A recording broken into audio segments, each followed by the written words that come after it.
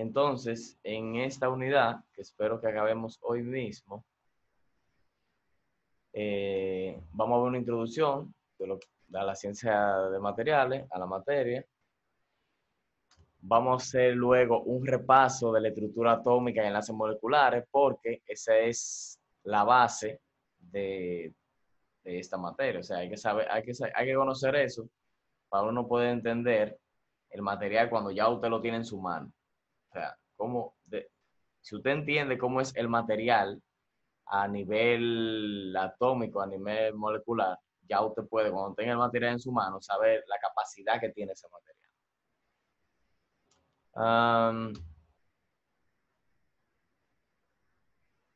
Vamos a ver lo de la estructura cristalina, estructuras amorfas. Eso va a estar dentro de la parte del video que yo le voy a dejar.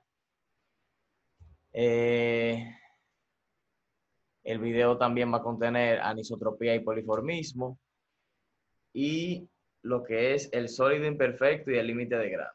Ningún sólido es perfecto. Por más perfecto que usted trate de que sea, no lo es. Siempre van a haber imperfecciones en todos los materiales. Claro, a menos que sea como en estática, que usted le dice, ah, mira, ese cuerpo es rígido y no se parte. Eso en estática que hay que suponer eso. Pero en realidad no. Todos los materiales tienen una imperfección a la hora de fabricar. Entonces, primero hablaremos de lo que es la materia, de lo de ciencia de materiales. ¿De dónde vino eso? De ciencia de materiales. Es un término en el que completo, como usted lo ve ahí, se planteó en el año 1960, pero ahí tiene tres términos que nosotros vamos a desglosar en esta materia. O sea, tiene ciencia, tiene ingeniería y tiene materiales. Ciencia e ingeniería de materiales, no de los materiales, de materiales en general. Entonces, en esta materia nos vamos a enfocar en desglosar cada una de esas tres palabras. Por ejemplo, en el caso de ciencia, abarcándolo en esta materia, nosotros vamos a ver, no en ese orden, pero vamos a tocar esos temas. Vamos a ver lo que es el enlace atómico, estructura cristalina, lo que es difusión, propiedades mecánicas, propiedades térmicas, análisis y prevención de fallos, diagramas de fase y tratamiento térmico. Todo eso que está ahí engloba lo que es la ciencia, dentro de la ciencia e ingeniería de materiales. Todo eso que está de ese lado es ciencia, todo lo que está ahí. Eso ya es a un nivel, ¿verdad? Que el fuego, que la parte atómica, que la parte molecular, todo eso es la ciencia de esta materia. Aunque me vuela ingeniería, pero es porque tiene que ser en ese orden. Si hablamos de materiales, ¿verdad? Si ahora nos enfocamos en lo que es materiales, los temas que nosotros vamos a tratar son los metales, los cerámicos y vidrio, los polímeros, portadores de carga y conducción, los niveles y bandas de energía, conductores, aislantes, semiconductores, materiales compuestos y clasificación eléctrica de los materiales. Todo eso que está de ese lado es enfocado a los materiales precisamente. Y en cuanto a ingeniería ya, que usted dice, bueno, ¿cuándo yo voy a aplicar esta materia? Obviamente cuando usted se gradúa, pero no necesariamente. Usted puede dar esta materia, inmediatamente la da, ya usted tiene base y fundamento para usted poder tomar pequeñas decisiones, por decirlo así. O decisiones personales a la hora de usted comprar algo para usted, que usted diga, ¿de qué material lo compro? Sin esta materia puede que usted tome una decisión errónea. O puede que después de esta materia usted siga tomando una decisión errónea y fue porque usted no aprendió nada. Pero esta materia es muy buena para eso de la toma de decisiones en cuanto a qué material yo selecciono y el por qué. O a la hora de que hay gente que te dice, yo voy a comprar tal cosa. Y tú le dices, ¿de qué material tú lo vas a comprar? O sea, ya para usted, después de esta materia, va a ser muy importante el material, porque ya usted sabe, dependiendo qué respuesta le den, ya usted sabe qué tiempo de vida tiene ese material. Usted puede ya hasta especular el tiempo de vida que usted dice, bueno, para el uso que tú le vas a dar a ese material, yo no te lo recomiendo, te recomiendo que lo compres de tal material. Entonces ya usted tiene un criterio para hacer una toma de decisión. Entonces, en cuanto a la palabra ingeniería, que esa es la que a ustedes más le preocupa, vamos a tocar los temas que son de oxidación. Usted ha visto lo que es la oxidación, pero quizá usted no sabe cómo funciona y los riesgos que conlleva. La corrosión, si se descuida con la oxidación, ¿verdad? La corrosión, la degradación, la radiación que tiene un material o que induce un material, el desgaste, el análisis superficial, parámetros de diseño, selección de materiales y lo más importante, el medio ambiente. Todo eso que está ahí tiene que ver con ingeniería. O sea, que esta materia ahí usted la tiene desglosada en esos temas que nosotros lo vamos a tocar todos. Todos los temas en su momento lo tocaremos. Usted quizá puede imprimir el slide y ir tachando todos los temas que lo vamos tocando. Y al final vemos si se nos escapó uno. ¿Verdad? Puede que se nos escape uno. Pero la idea es que demos el 90% de las cosas que están ahí. Y ojalá sea el 100% de la parte que es de ingeniería, porque esa es la que, cuando usted salga de la universidad, esa es la que usted, ¿verdad? Esa es la que usted va a utilizar para la toma de decisión. Ah, no lo vamos a comprar de este material porque se oxida. Vamos nosotros a fabricar un material que no se oxide. Entonces, eso es muy importante porque a la hora de usted producir un producto 15 millones de veces en la nave industrial que usted está trabajando, tiene que tomar una decisión antes de qué es lo que van a hacer y de qué material, porque se van a hacer mucha cantidad. Y si usted elige el material que no es, y después de haber hecho 5 millones de ese producto, esos 5 millones se perdieron. Se perdió mucho dinero ahí. Es muy probable que usted no conserve su trabajo. Entonces, esos son los temas que tocaremos. No se preocupen que al final yo les voy a subir la diapositiva y todo, para que usted tenga la diapositiva ahí. Y estudie para los quiz, no tanto para los exámenes. En los exámenes yo no me enfoco tanto, por lo menos en el primer parcial, no me enfoco tanto en el examen, en ponerle cosas muy de química. Más me gusta que cosas de materiales ya que tienen que ver, ¿verdad? No tanto de lo que donde dice ciencia, sino donde están los materiales y donde dice ingeniería. De ahí más o menos que yo me enfoco. Porque de nada me vale poner a usted que calcule cuántos gramos contiene un mol de no sé qué, porque ya eso usted lo vio en química. Ya, si ya eso ya usted ya se lo evaluaron, ¿para qué los diablos lo vamos a ver aquí? A usted le interesa más. Ya usted entiende eso, ¿verdad? Usted puede repasarlo y podemos repasarlo nosotros también. Pero a usted le interesa más eso de la ingeniería y de los materiales, eso es lo que a usted le interesa. ¿Por qué elegí ese? Ok, vamos a analizar la parte molecular de eso, que cuántos átomos, que todo eso, porque lo vemos desde un punto más pequeño hasta un punto más grande, pero sin mucho cálculo, que no sean tantos cálculos aquí, que, no sea, que la materia sea más investigativa. Entonces, vamos a ver los tipos de material importantísimos, porque se clasifican en la cantidad que yo ponga aquí, no son ni más ni menos, son esas. Entonces, usted se preguntará, pero en el mundo hay tantos materiales, ¿cuál yo elijo? Eso dependiendo de su aplicación. Pero primero usted tiene que conocer en cuáles se clasifican. O sea, de qué materiales nosotros disponemos ahora mismo. Se clasifican en 4. A partir de esos 4, combinados, como usted quiera, o de cada uno, están todos los materiales que usted conoce hoy en día. Todos los materiales. Entonces, lo primero que están son los metales. Eso ya usted lo conoce. Ya usted se ha topado con ellos y en su casa hay infinidad de cosas que contienen metales. Existen los cerámicos y vidrio, que están los dos dentro de la misma categoría. Ya veremos por qué están los dos ahí. Usted dice, bueno, la cerámica es una cosa y el vidrio es otra cosa. Sí, son dos cosas diferentes, pero están dentro de la misma categoría porque químicamente pasa algo en que uno ya se convierte con el otro. O sea, si a este le pasa eso, ya es otra cosa. Los polímeros, si ustedes se fijan en ese destornillador que está ahí, polímero no es la parte metálica, ¿verdad? La parte mamey es lo que es polímero. El manguito de ese destornillador es un polímero, el material es un polímero.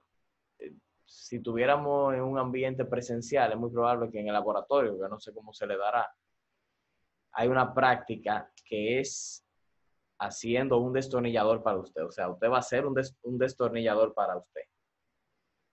O sea, la idea de la práctica es conocer los polímeros y hacer un detonillador, pero la idea es hacer el manguito, que es de polímero. O sea, derretir ese polímero y moldearlo para que tome la forma de un detonillador o del manguito del detonillador. Yo creo que tengo el mío guardado por ahí de cuando yo di esta materia en el año 2006.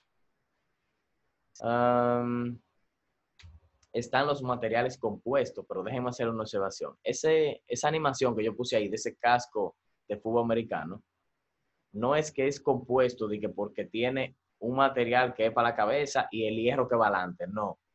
Me refiero exactamente al material que protege la cabeza. Ese material que está ahí es un material compuesto, porque tú necesitas que ese material sea ligero y que sea resistente, porque esos tigres se rompen la cabeza cuando están jugando, ellos se chocan entre ellos, yo no sé qué deporte diablo es. Ellos se chocan entre ellos.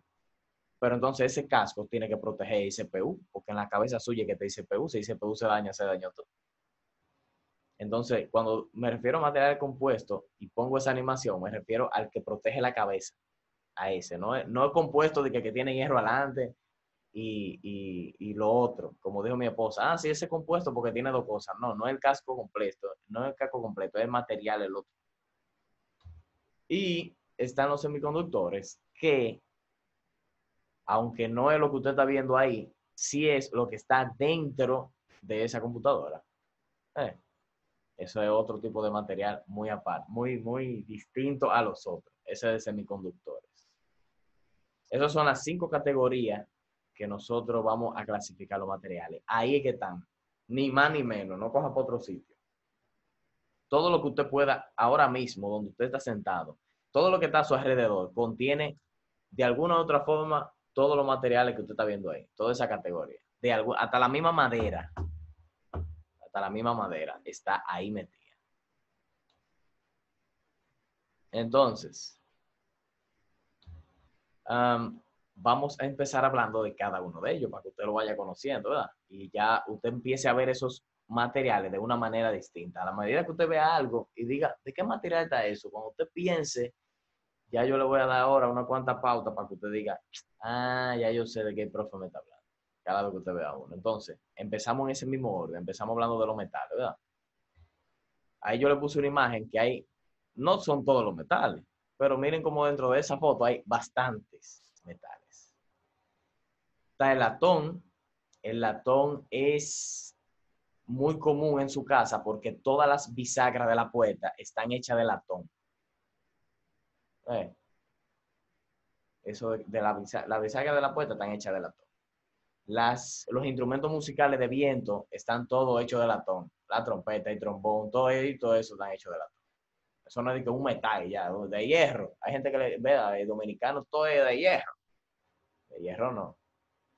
Hay del aluminio, que ya usted conoce algunas cuantas ventanas que suenan muchísimo. Esas ventanas están hechas de aluminio.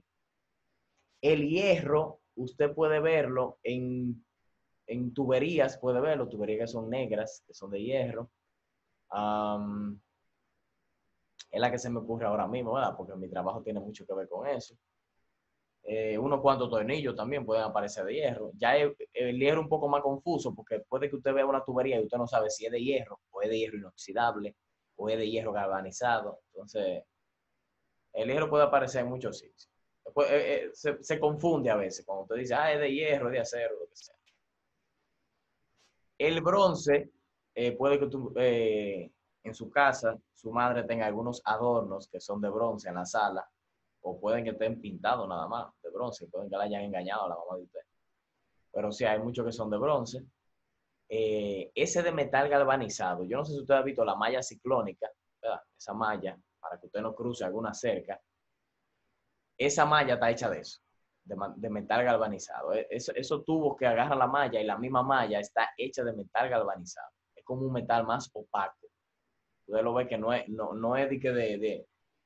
de mismo material que es en la bisagra. Es obvio que es un metal, pero que otro tipo de metal. Es que se utiliza para eso. Ese es un metal un poco más ligero porque necesita movilidad a la hora de usted colocar una malla similar. El acero lo podemos ver, por ejemplo, en la tapa de la cisterna. Le estoy dando ejemplo de cosas que es fácil que usted lo vea en su casa. La tapa de la cisterna de acero. ¿Por qué se hace de acero? Porque si se hace de otro metal, puede que se oxide. en este caso, ¿verdad? La tapa la hacen de acero inoxidable, le aumentan la cantidad de carbono. Si lo hacen de otro metal, puede que se oxide y como debajo hay agua que usted va a utilizar, la tapa no se puede dañar, ¿verdad? Y no van a estar fabricando una tapa cada rato, o sea que esa tapa la hacen de acero inoxidable. Otro acero es el acero estructural, que es el más común. Cada vez que usted está viendo que están haciendo un edificio, esa estructura que usted le dice de hierro, no, eso es acero, eso es acero estructural. Y el cobre, usted lo puede ver en los alambres. Algún alambre pelado que usted vea por ahí, eso que está adentro normalmente es de cobre.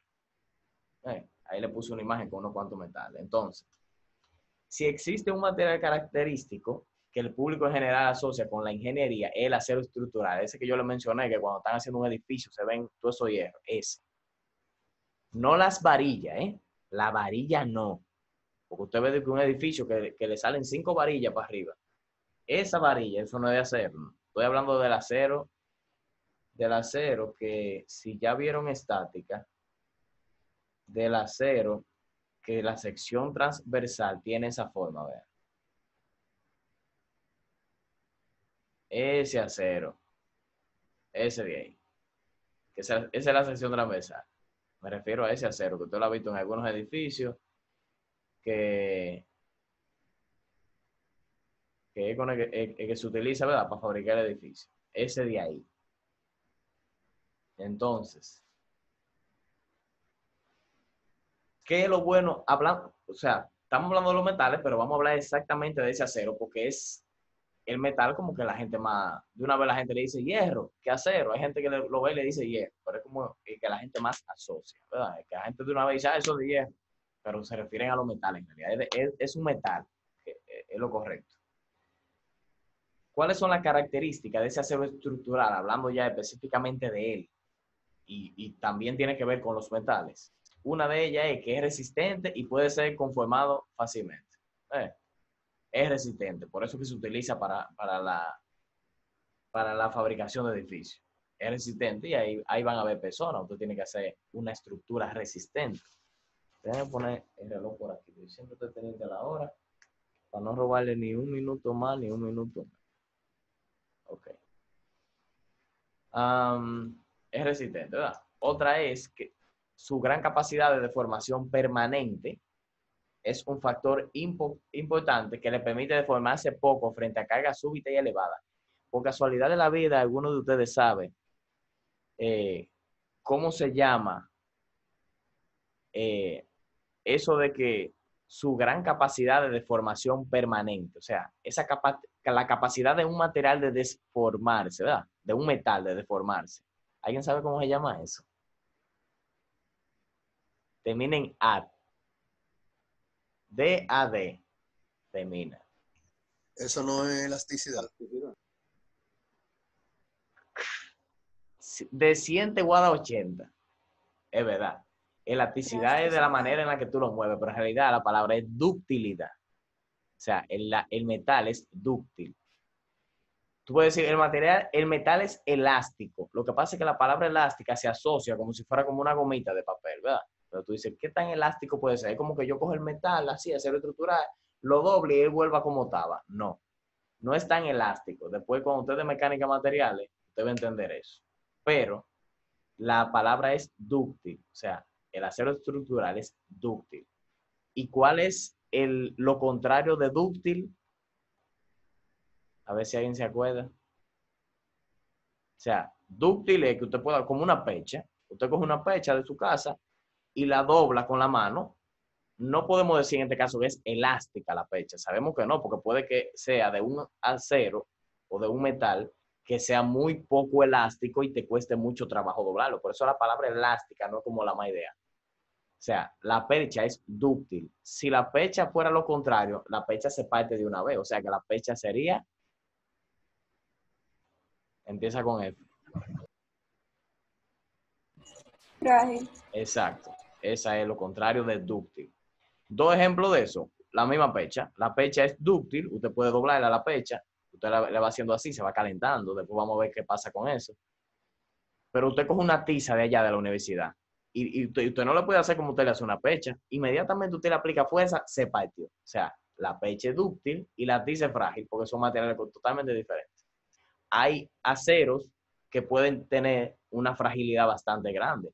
Por ejemplo, el galvanizado, en mi experiencia, yo me he dado cuenta que sí, el galvanizado no le gustan mucho los malos coros. Usted le da una dobladita, se partió de una vez. Esos tubos que agarran la malla ciclónica, si un carro lo choca o se doblan, ya es muy difícil que usted vuelva como a martillarlo para enderezarlo y ponerlo bonito.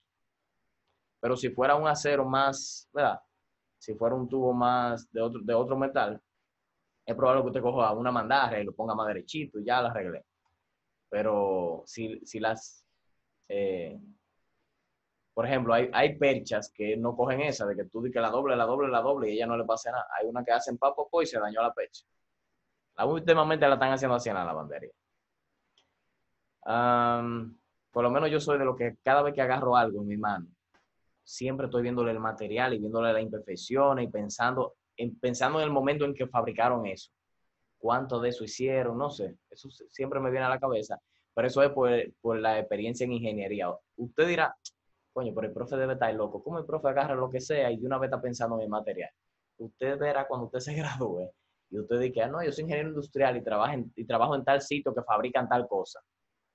Usted verá que a usted ya, en la misma empresa, le va a dar mañas a usted, que usted va a decir, pero yo no era así. De verdad. Las otras propiedades del material, del metal estructural es que la superficie recién cortada del acero muestra un brillo metálico característico. Cuando usted coge un acero, pues muy sucio que esté, si usted lo corta, cuando usted lo corta y lo mira donde usted cortó, eso tiene un brillo bastante característico, que usted dice, eso de acero. Eso es un brillo que siempre se va a dar. Déjame ver dónde ustedes pueden ver eso. Creo que yo por ahí tenía un tornillo grandísimo, no sé dónde está. Ah, míralo. Míralo aquí. Déjenme prenderle la cámara para ver si ustedes lo ven. Ese que está ahí, este tornillo de acero inoxidable, ese de ahí, tiene un brillo bastante característico. Que de usted verlo, usted dice, eso es un metal. Claro, ahí hablan de una superficie recién cortada. Recién cortada. Si yo ese tornillo intento cortarlo, va a producir un brillo más grande que el que ya tiene ahí. El que ya tiene ahí le ha pasado mucho a la mano, ya tiene sucio ahí adentro. Después lo vemos con el microscopio para que usted vea que sí. Pero si yo intento cortar ese tornillo por la mitad, ese brillo que va a producir la cegueta ahí adentro, que va a ocasionar, es muy característico de cuando tú lo cortas, tú dices, oh, mira, eso es de metal. O sea, hay cosas que tú la cortas y la miras por dentro y tú dices, ¿y qué material es este? Pero los metales, desde que tú lo cortas, producen un brillo cuando están recién cortados. Después que pasa un tiempo en la intemperie, en el aire, el mismo medio ambiente le va ocasionando que se vaya poniendo puro, que la corrosión, que la oxidación. Por eso se refiere a el acero recién cortado. Cuando usted lo corta ahí mismito y lo mira. Si pasó un tiempo, se pone opaco. Otra característica es que una barra de acero comparte una característica fundamental con otros metales. Una buena conductora de la corriente eléctrica. Eso es lo que más a la gente le llega a la cabeza. Que de que algo es de metal y hay corriente seca, te puede dar corriente. Y es porque ya la gente sabe que el metal es muy buen conductor de la corriente eléctrica. Si usted no me cree, coja un pincho de su madre o un pincho suyo y métalo en un tomacorriente. Para que usted vea que el metal es muy buen conductor de la corriente. Profe, qué buenos deseos los suyos. No, profe, yo No, le creo. no lo intenten en casa. Es lo que diría el anuncio, ¿verdad? Por favor, a los niños, ustedes niños, no lo intenten en casa. Pero si usted tiene Profe, ¿y la pinche de qué son? los pinchos son metales. Ahora, luego vamos a ver, bueno, de todos los materiales que están ahí, el pincho es muy incómodo de doblar. El pincho, en ese caso, no se hace de acero. El pincho no. Tú dirás, bueno, el pincho, tú coges un pincho y lo doblas y es como demasiado duro para yo doblarlo. Supongo que de acero. No. El hacer un pincho de acero puede ser muy costoso porque tú sabes la cantidad de pinchos que hacen para tanto caco de tantas mujeres. No. Lo hacen de hierro, pero te dirá, ¿y cómo yo sé que es de hierro, profe? Ah, ustedes ven que los pinchos vienen como con una pintura por encima. Esa pintura lo protege de la oxidación y de la intemperie. Si no, haga lo siguiente, coja un pincho y pélelo, intente quitarle esa pintura que trae, que cubre el pincho, y deje el pincho en una ventana afuera de su casa, pero vean, lo deje en la ventana. Al otro día, el pincho está mamey, se oxidó el pincho. Es muy probable que sea de hierro. Pero no creo que lo hagan de acero, ¿no? Porque es que sale muy costoso y por la cantidad de material. O sea, yo poniéndome en los zapatos del que está fabricando el pincho, de eso, el pincho de pelo, no fabrican 1000 pinchos. O sea, fabrican muchos pinchos porque es algo que a las mujeres se les suele pedir. O sea, las mujeres compran 50 pinchos y a los 6 meses le quedan 20 pinchos. Y tú dices, ¿dónde fue que se me botó? En cualquier sitio, en una boda, una vaina, se me botó. Dime, Elisa, que vi que levantaste la mano. Ok, profe. Esto puede ser una pregunta muy idiota. No importa, Ala. Ok. Usted estaba hablando ahorita del metal que está en los tubos arriba de la malla ciclónica, ¿verdad? Sí, y el que la misma malla ciclónica y el que conforma la malla ciclónica. Ok. Entonces, usted dijo que si un carro lo choca o por alguna razón del mundo se dobla, uno no lo puede martillar de nuevo. Yo pensaba, tal vez muy estúpido, pero yo pensaba que los metales se moldeaban con calor. Sí, se moldean con calor, pero el metal galvanizado es un metal que no necesita calor para tú, ¿verdad? Moldearlo, no necesita tanto calor, por lo menos en el caso de un tubo. Si ese tubo que agarra la malla ciclónica fuera sólido, fuera macizo, ese sí hay que calentarlo, ¿verdad? Porque como tú intentas doblarlo, pero ¿qué pasa? Lo bueno de esos tubos es que son huecos, y aparte de que son huecos, es de un metal galvanizado, ¿verdad? Es de metal galvanizado y es un tipo de metal que tú puedes enderezar fácilmente. Como el caso de la percha, los alambres de tender ropa, es el mismo material. Entonces, tú no necesitas calentarlo. Ahora, hay metales de esos que están ahí, que si tú quieres doblarlo, tienes que calentarlo, porque coge una bisagra de esa de la puerta de tu casa e intenta doblarla como tú doblas la percha, no vas a poder. Claro, la sección transversal influye también, pero ya eso es para tú cambiarle la forma de una manera muy, o tú darle un cierto tratamiento al metal, ya tú tienes que llevarlo a cierta temperatura, es verdad, pero hay la misma percha. Si una percha tú la encuentras que está doblada y tú la necesitas poner derecha, tú no la vas a calentar y que enderezarla, tú lo haces con la mano. Número uno, porque es fina, es fácil de doblarla. Y número dos, porque el metal de que está hecho la percha es, es más dúctil. Es lo que le llaman acero dulce. Eso, hay gente que le llama acero dulce, pero es para no decirle dúctil, le llaman dulce. Entonces, ese metal, si la pecha fuera de acero, por muy fina que sea, es más difícil de tú doblarla. Entonces, puede que llegue a un punto en que tú digas, yo no puedo doblarla, ¿qué tiene que hacer? Tiene que calentarla.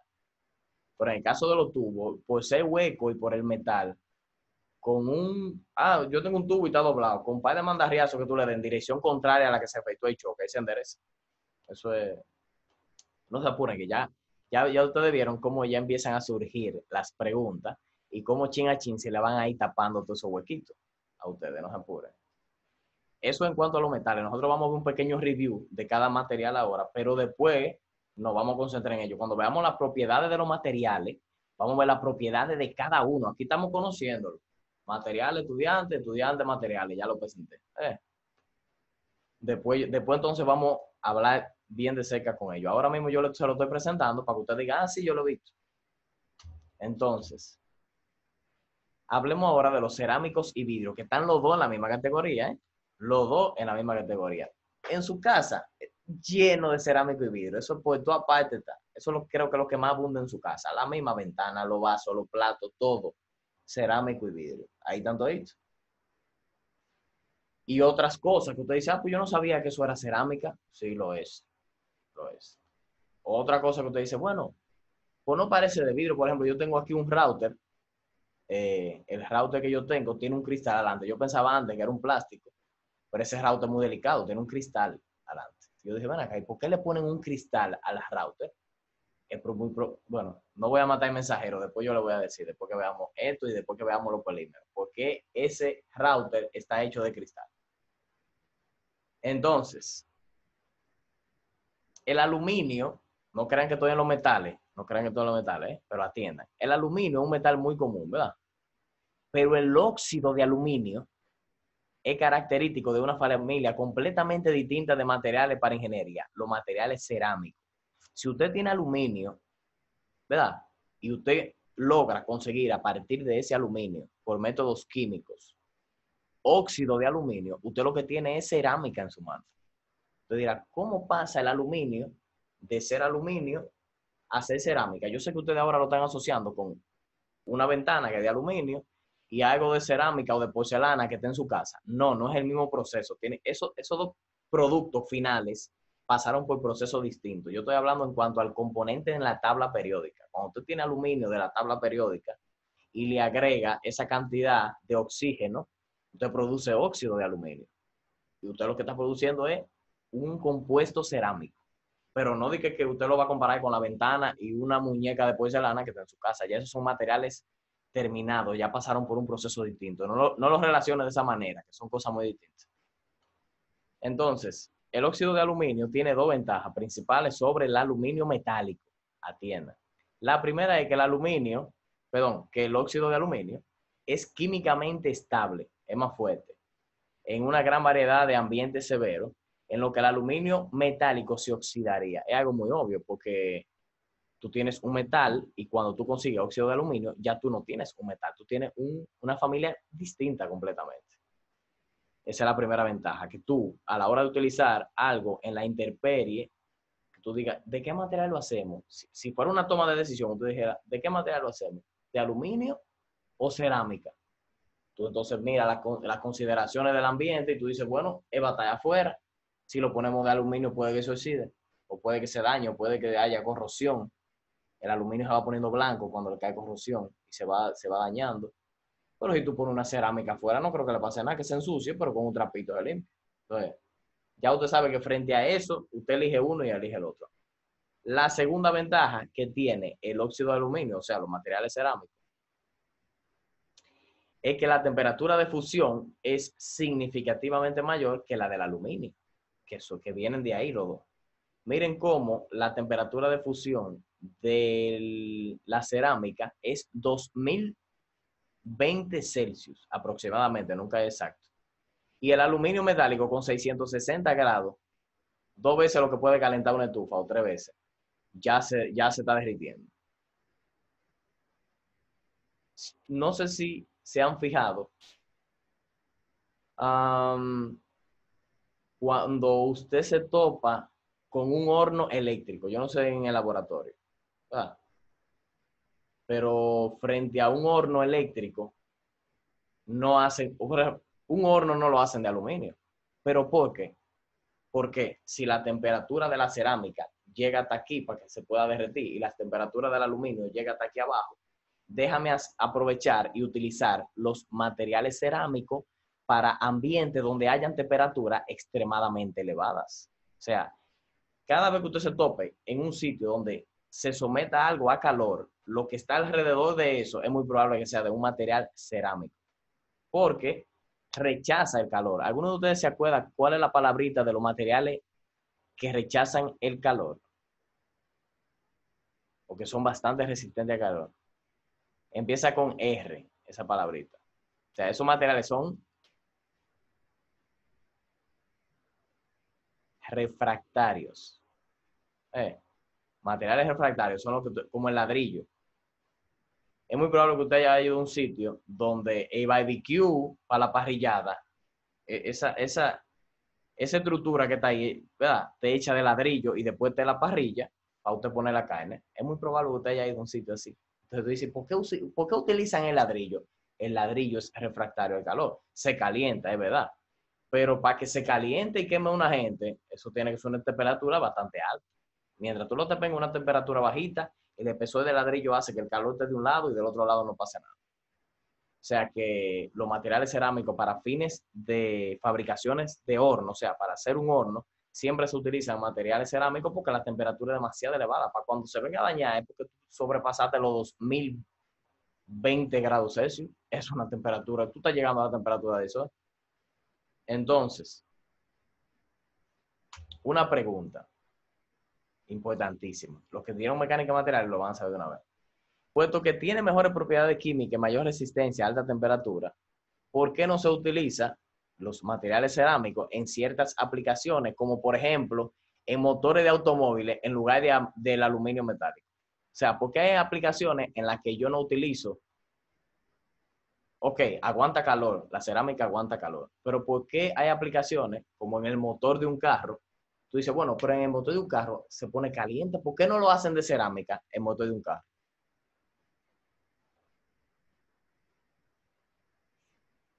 Lo dijimos ahorita. Ahorita, dime, Lisa. Por lo moldeable que es. No, O sea, porque no es moldeable. Ok, no. olvídalo. Señores, los materiales, coja un experimento.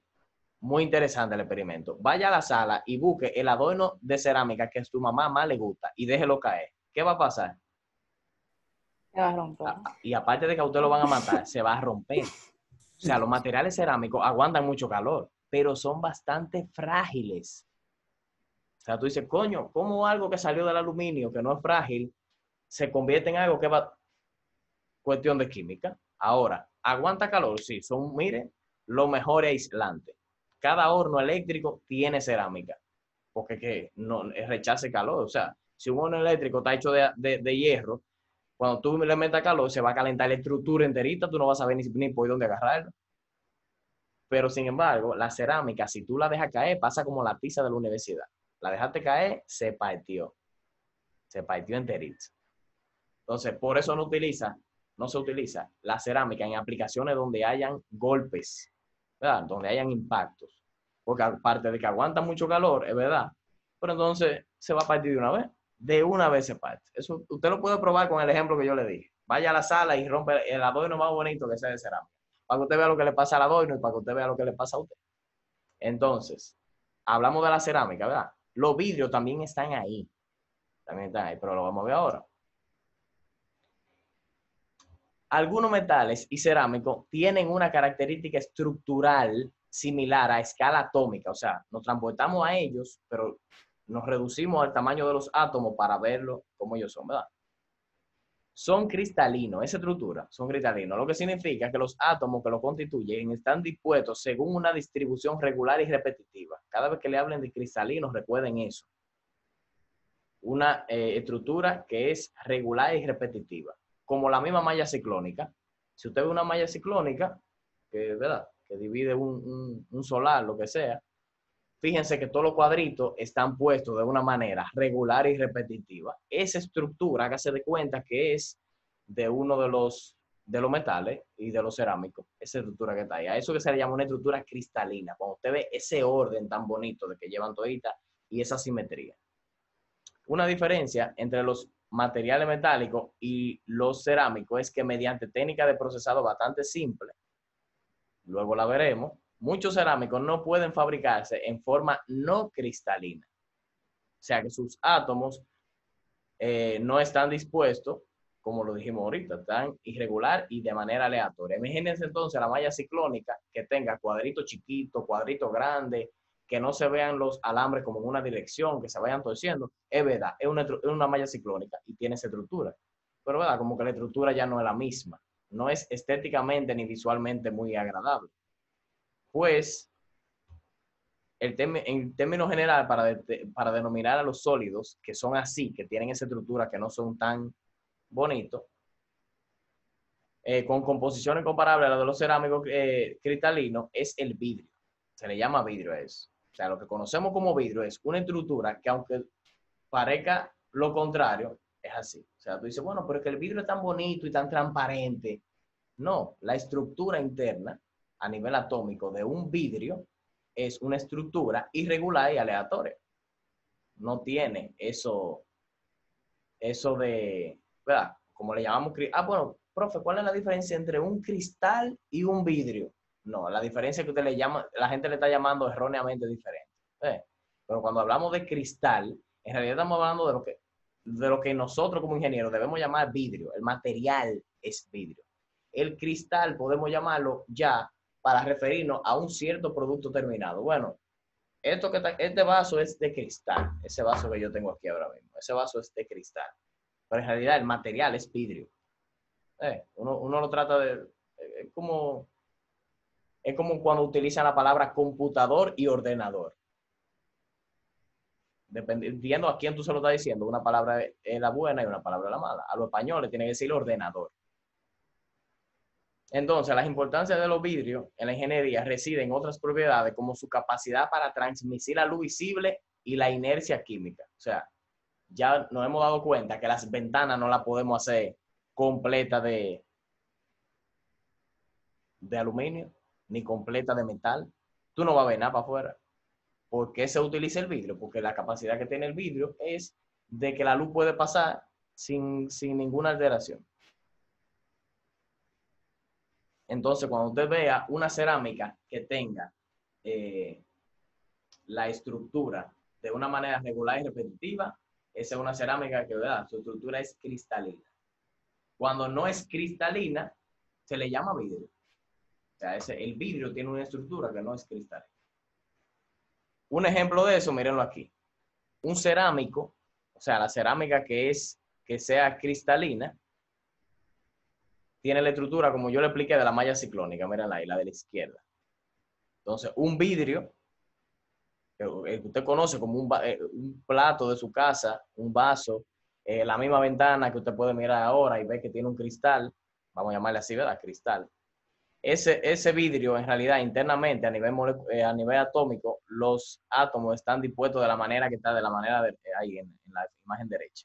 Ven, tiene cierto patrón, hay unos cuantos patrones ahí que se repiten, pero no están de una manera regular, están totalmente irregular y de una manera aleatoria, a diferencia de lo que es cristalino. Entonces, en conclusión, en este slide, ¿cómo podemos separarlo? Miren que los cerámicos y los vidrios están dentro de la misma categoría. La única diferencia es que cuando estén dispuestos los átomos de una manera regular y repetitiva, está dispuesto de una manera que le llamamos, la manera es cristalina, pero ahí nos referimos a los materiales cerámicos. Cuando esos átomos no están, o sea, están de una manera irregular y aleatoria, dígase, no cristalina, a eso es lo que nosotros le llamamos vidrio. Ahí está la diferencia entre los dos, entre una cerámica y un vidrio. En realidad usted tiene en la mano, cuando usted tiene en la mano izquierda una cerámica y cuando tiene en la mano derecha un vidrio, usted tiene en la mano las mismas dos cosas. Lo único que la disposición de los átomos de la mano izquierda es muy diferente de la derecha y eso es lo que hace que sean diferentes. Solamente la disposición de los átomos, porque ya pasaron por un proceso que yo después les voy a enseñar. Un proceso químico que ya yo después les voy a enseñar. Pero con ese proceso, usted tiene el mismo material en la mano, lo único que cambió fue, a nivel atómico, la estructura. Miren cómo a nivel atómico cambia la estructura y a medida que usted va alejando el zoom, se topa con el material ya hecho y parece diferente, pero en realidad es lo mismo. Nos vamos a la otra categoría, que es la más común, que son los polímeros. Entonces, son polímeros, pero la gente lo conoce como plástico. ¿Eso de qué está hecho? Eso de plástico. ¿Sabe cómo es dominicano? Entonces, el mayor impacto de la moderna tecnología sobre la vida cotidiana ha sido realizado por la categoría de materiales denominados polímeros. Ese ha sido el mayor impacto y el que ha traído más problemas ha sido ese. Estos materiales artificiales o sintéticos constituyen una rama especial de la química orgánica. Es fácil encontrar ejemplos de productos baratos y funcionales fabricados con polímeros. Esos sí están alrededor suyo en su habitación. Todo. Bueno, el celular tiene muy poco. Pero, por ejemplo, aquí está mi cartera, polímero, su calculadora, polímero. Tienen otros componentes, pero de usted vela, ya usted dice, no, polímero. El abanico, la estructura, polímero. El mouse, polímero. El teclado, polímero. La estructura del monitor, polímero. Todo. Todo eso son polímeros. ¿Cuál es la diferencia entre un tipo de polímero y el otro? La cantidad de moléculas que tiene. Puede llegar desde 1 hasta 1000. O sea, entonces usted se ha topado con plástico, que es muy fácil para usted romperlo, pero se ha topado con otros plásticos que es muy difícil para usted romperlo. La estructura es diferente, pero sigue siendo el mismo material. En cuanto a material, sigue siendo el mismo. Entonces, el monómero, vamos a ver lo que es eso. El monómero en un polímero es una molécula individual de hidrocarburo. Como por ejemplo el etileno, ¿verdad? El etileno es C2H4. Es una molécula, un monómero, es el monómero del etileno, el C2H4. Después vamos a ver, más adelante vamos a ver cómo se forma. O sea, la estructura. Los polímeros son moléculas de cadenas largas formadas por muchos monómeros, o sea, por mucha cantidad de la primera unidad, unidos entre sí. Es como el Lego que está ahí. Imagínense que todos esos bloquecitos de Lego son toditos iguales. Uno de esos solo es el monómero de etileno. Pero cuando usted empieza a unirlo todo, usted está uniendo muchos monómeros de etileno toditos juntos, ¿verdad? Lo está pegando uno arriba de otro. Eso, a eso que se refiere, ese es el ejemplo. El polímero comercial, porque que le llaman plástico, ¿verdad? Más común es el polietileno, que es C2H4, es etileno, pero fíjense que ahí tiene una N ahí abajo. Aquí tiene una N ahí abajo. O sea, yo tengo ya el monómero que es C2H4. Ya depende, porque ahí dice donde N puede variar entre 100 y 1000. O sea, dependiendo la cantidad de monómeros que yo pueda unir, yo voy a tener un polietileno muy blandito y un polietileno bastante rígido. Y hay aplicaciones en que yo necesito que uno sea más frágil que otro, o sea, perdón, más dúctil que el otro. Entonces, déjame ver ese garabato. Ok. Entonces, miren los ejemplos ahí. Polietileno de alta densidad es el que se le llama al que esa N tiene valores cerca de los 1000. Allá en Corazán utilizamos de ese tipo de tubería de polietileno de alta densidad. Ese tipo de tubería, obviamente, vamos a llamarle así, son de plástico, es lo que usted conoce como plástico, pero en realidad es polietileno. Y al tener esa N en ese compuesto, al ser bastante elevada, eso te da una mayor rigidez en el material y eso es lo que hace que lo utilicemos para transportar el agua y esa tubería aguanta mucha presión. Internamente aguanta mucha presión. Por eso se utiliza esa. No podemos utilizar, ¿verdad? Viendo la otra imagen, no podemos utilizar el mismo material de polietileno de baja densidad para hacer la tubería, que es el material con el que se hacen las botellitas plásticas. Si usted hace una tubería de ese material, por muy grueso que sea, se va a dañar porque no aguanta mucha presión. Entonces, ahí está la diferencia entre ese monómero que yo agarré, ¿verdad? Esa unidad única, y yo la multipliqué tantas veces a nivel atómico y me dio un polietileno de alta densidad. Si yo no la multipliqué por ese N, pues, ¿verdad? Un número más bajito, entonces me va a dar un polietileno que es para hacer botellita de agua, ¿verdad? Está entre ese rango. Ahí yo le puse de los materiales, de lo más bajito y de lo más alto. Esa tubería aguanta una presión gigante, señor, gigante. Porque el diámetro también puede ayudar. Pero la botellita, ya usted se ha dado cuenta que una botellita con la misma mano, usted la hace así, le exprime y se dañó. Entonces, después vamos a ver todos esos materiales con más detalle, más despacito. Ahora vemos los materiales compuestos. Los materiales compuestos, usted se ha topado con ellos, pero usted igual, usted le llama plástico porque usted no conoce nada de eso. ¿De qué es eso? De plástico. ¿Y esto de plástico? ¿Y eso de plástico? No, no todos son así de plástico, porque el dominicano todo es de plástico. O eso no sirve, eso es de plástico. No, hay unos cuantos que tú lo vas a ver y ya después de esta materia usted va a poder decir, no, eso es de tal material, no, eso es de tal material. Hasta ahora mismo, para usted todo es de plástico. Todo lo que usted vea que se pueda romper es de plástico. Por ejemplo, esas sillas que están ahí y ese zinc de techo que está ahí. Si usted lo ve, a usted le preguntan, ¿de qué techo es eso? De plástico. Pero es que usted todavía no tiene el lenguaje en su cabeza de qué es eso. Esos materiales que están ahí es un material compuesto. No, usted no le va a llamar, diga, eso no es de plástico, eso es un material compuesto. No, tiene un nombre, ¿verdad? Pero esas sillas que están ahí son de plástico reforzadas con fibra de vidrio. Es lo que la gente normalmente le llama, no, eso es de fibra de vidrio o de fibra de carbono, que es de lo que últimamente están haciendo las bicicletas. Esos son materiales que de otros que ya tenemos, lo único que lo que fuimos haciendo fue tratar de unirlo a ellos y formar una sola cosa. Por ejemplo, esas sillas que están ahí son de plástica reforzadas con fibra de vidrio, pero no fue que le hicieron de plástico y vino un tipo y la pintó de fibra de vidrio, no. a nivel molecular, se tomó polímero y se le aplicó esas fibras de vidrio para producir un plástico, entre comillas, más resistente por la aplicación que tiene. Entonces, el mejor ejemplo de esa categoría de los materiales compuestos es el plástico reforzado con fibra de vidrio. El casco que vimos ahorita del jugador de fútbol es un plástico reforzado con fibra de vidrio. Pero no diga que es de, bueno, pero es de plástico. No, ya el hecho de tú reforzarlo a nivel molecular con fibra de vidrio, ya ese otro plástico muy distinto. Es de un material compuesto característico y bastante bueno, que reúne lo mejor de su componente, dando lugar a un producto superior a cualquiera de dichos componentes por separado. Mejor que plástico y mejor que vidrio. Si usted lo une, forma uno mejor que yo dos. La alta resistencia de la fibra de vidrio de pequeño diámetro se combina con la ductilidad de la matriz polimérica. Esa matriz polimérica, ese plástico, toda esa columna de plástico se mezcla con todas esas fibritas de vidrio que vamos a ver ahora de qué tamaño son y forman lo que conocemos como plástico reforzado con fibra de vidrio. O como la gente le llama fibra de vidrio, pero sabemos que es un plástico que se puede reforzar. Todo eso para ser un material más resistente, capaz de soportar la carga habitual requerida en un material estructural. O sea, ya a este nivel estamos comparando el material estructural, el acero estructural, lo estamos comparando con el casco del fútbol americano que vemos ahorita. O sea, en cuanto a resistencia, lo estamos viendo ya igual.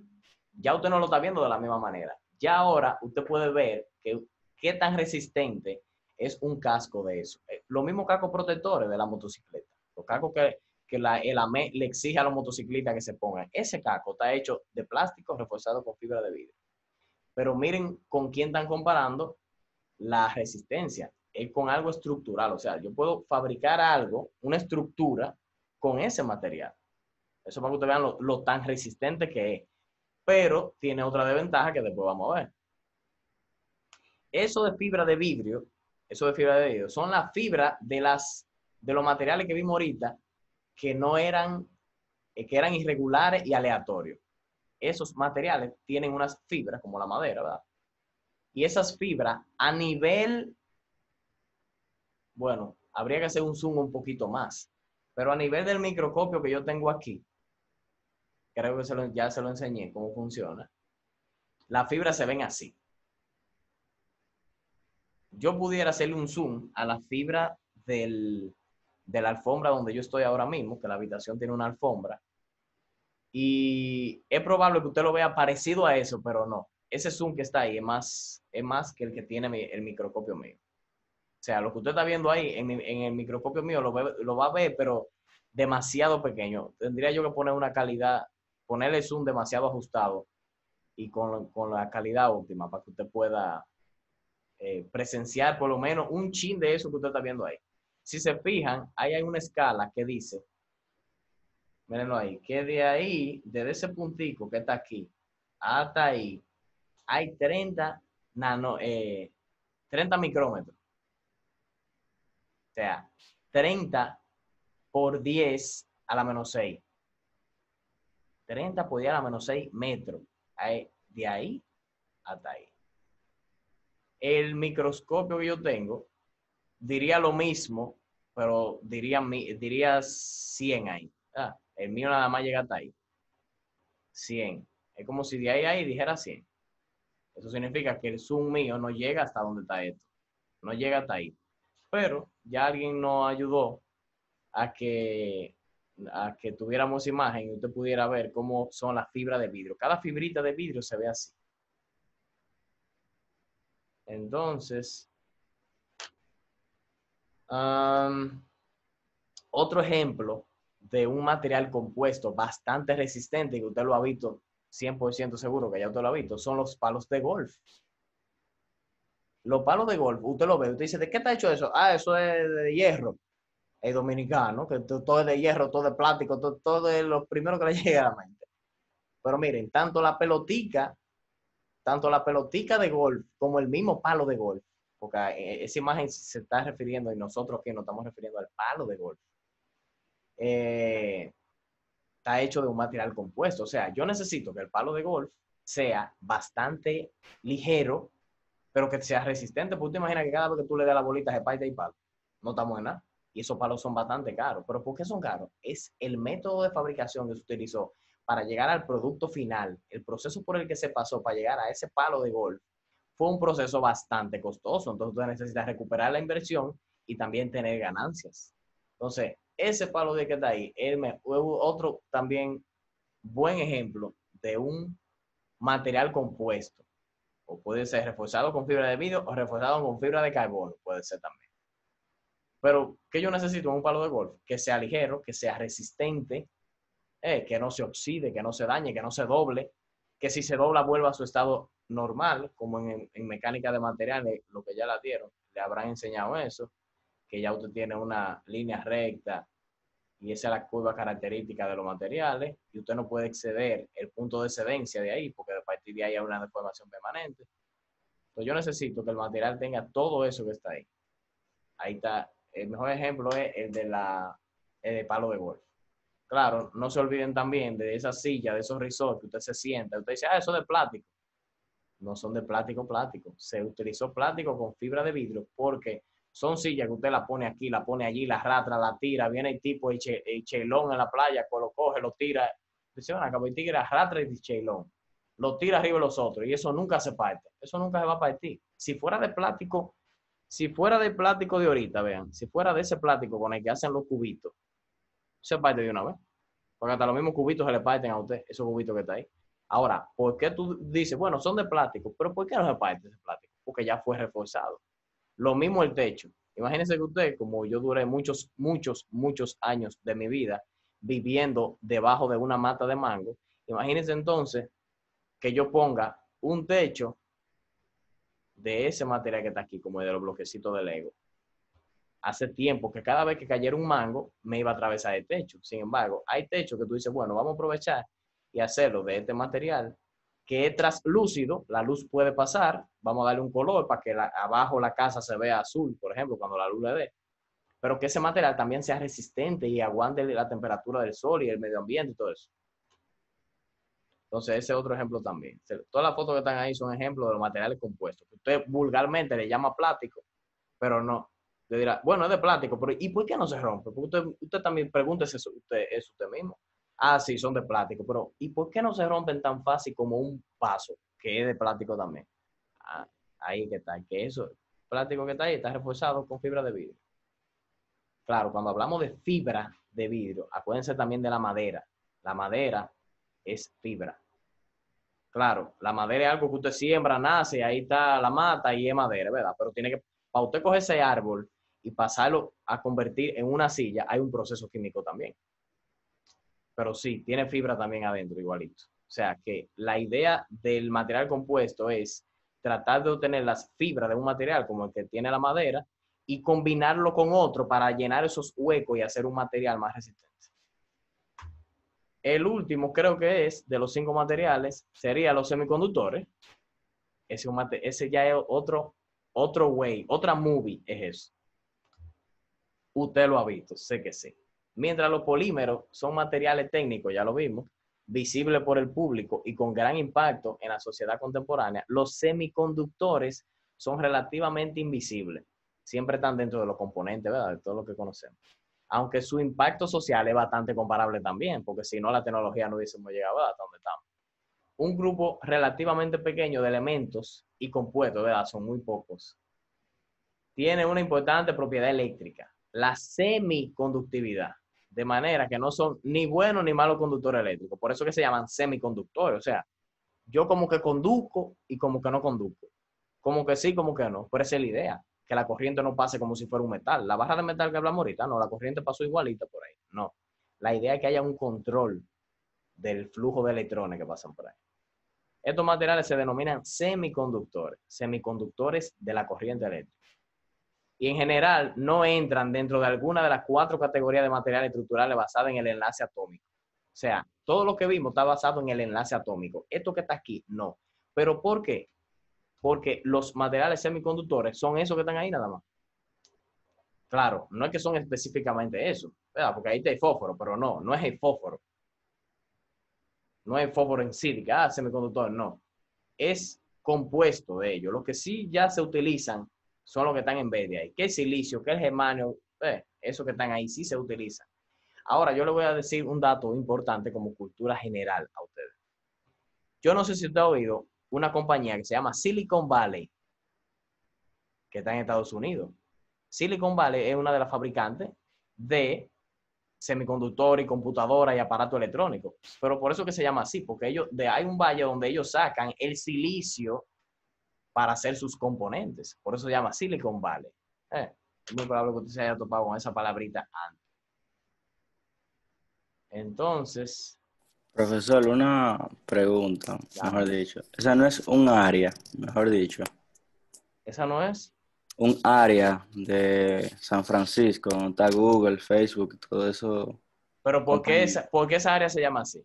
Ah, no, obviamente, por lo que usted dijo, lo del silicio, pero no es lo del área, no una compañía, ¿o sí?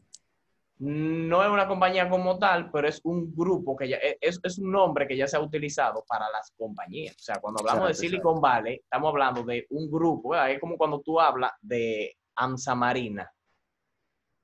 Exacto, exacto.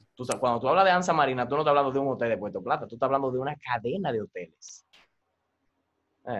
Entonces sí, es un área, pero ¿por qué se llama Silicon Valley? Porque de ahí que sacan el silicio para ellos hacer. Fíjense que dentro del Silicon Valley no está McDonald's, o sea, la compañía que la conforman no son McDonald's, Burger King, no, porque las hamburguesas no tienen silicio. Lo que sí tienen silicio son las cosas que ellos hacen, están muy relacionadas con el silicio. Tú dices, ven acá, ¿y por qué está Google? ¿Y por qué está...? Pero que ellas son las que tienen que representar la tecnología. Esas son las compañías que ahora mismo están representando lo que es tecnología a nivel de punta. Pero esa tecnología se la debemos a los semiconductores. Al silicio se lo debemos especialmente. Ese es un material aparte, donde le vamos a dedicar también su tiempo, pero no es necesario que abundemos de que tanto aquí. Entonces, hablemos un chin de lo que es la estructura de la propiedad, ¿ves? Como estábamos viendo, todo lo que es la estructura, ya la propiedad de los materiales. Entonces, para comprender las propiedades o características observables, cosas que usted pueda agarrar y mirar y darse cuenta de los materiales para la ingeniería, es necesario comprender su estructura a escala atómica. O sea, necesitamos ver cómo es a un nivel que nosotros no podemos ver. Eso que nosotros vemos, tenemos que saber y conocer cómo es lo que no podemos ver, pero que está ahí. Si se fijan, esa estructura que ya habíamos visto ahorita, es la arquitectura, ¿verdad? De la disposición de esos átomos a escala atómica. Ese zoom que está ahí, para usted poder ver algo, un material, y hacerle un zoom donde usted pueda ver todos esos átomos que están ahí, usted tiene que hacer un zoom de 10 millones. O sea, tiene que hacer un acercamiento de 10 millones de veces. Lo que usted está viendo, usted lo acerca 10 millones de veces y usted va a llegar a ese nivel que está ahí. Es bastante grande. Sin embargo, por ejemplo, el microscopio que yo tengo puede llegar hasta ahí. Y eso es nada más de 1000. El microscopio que yo tengo aquí es de 1000. Si hacemos un cambio, déjenme ver, espérense.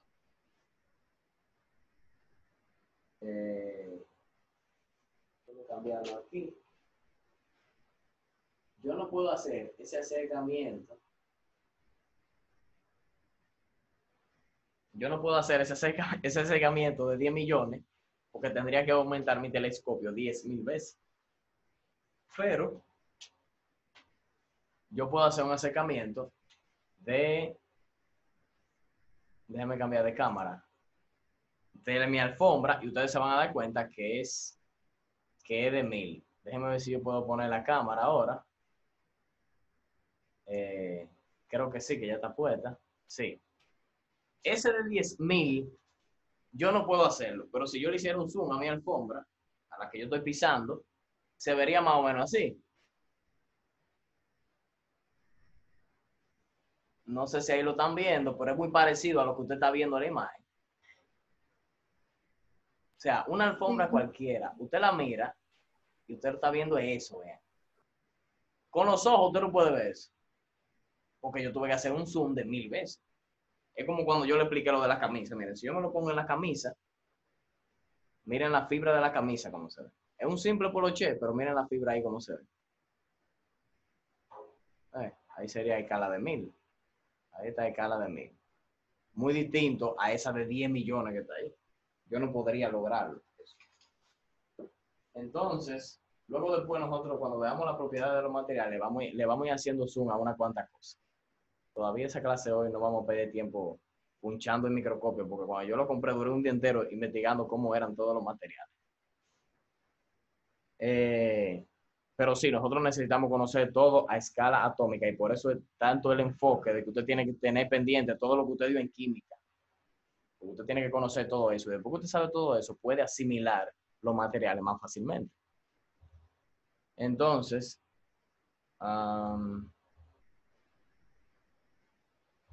la influencia determinante que la estructura tiene en las propiedades se aprecia bien en dos ejemplos. Uno a escala atómica y otro a escala microscópica. Las microscópicas son diferentes, ¿eh? O sea, los datos que podemos obtener de ambas son diferentes. Cualquier ingeniero responsable de la selección de diversos materiales, como ustedes que estudian industrial, la mayoría, la selección de diversos metales para aplicaciones técnicas debe considerar que algunas aleaciones de esos metales son relativamente dúctiles, mientras que otras son relativamente frágiles, lo que le dije ahorita. Hay pechas que usted le va a dar muchas veces así para doblar y no se va a romper. Pero hay otras pechas que no aguantan esos malos poros y con 2 veces que usted le haga así se partió.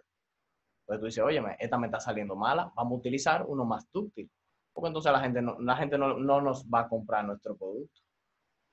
Las aleaciones de aluminio son característicamente dúctiles, mientras que las aleaciones de magnesio son típicamente frágiles. Por ejemplo, hay ventanas de aluminio que inmediatamente se dobla, se rompen de una vez.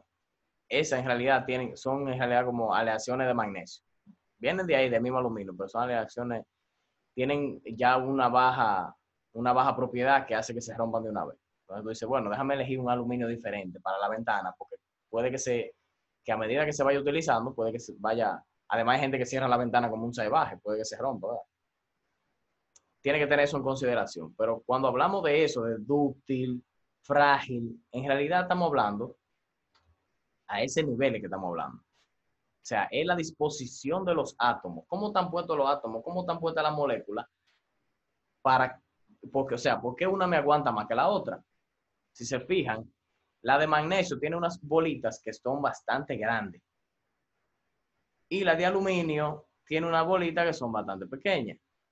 La disposición también de las bolitas importa. Miren la forma o sea, si tuviera un esqueleto, la de magnesio, el esqueleto fuera esa línea negra que está ahí, esa estructura que forma ahí.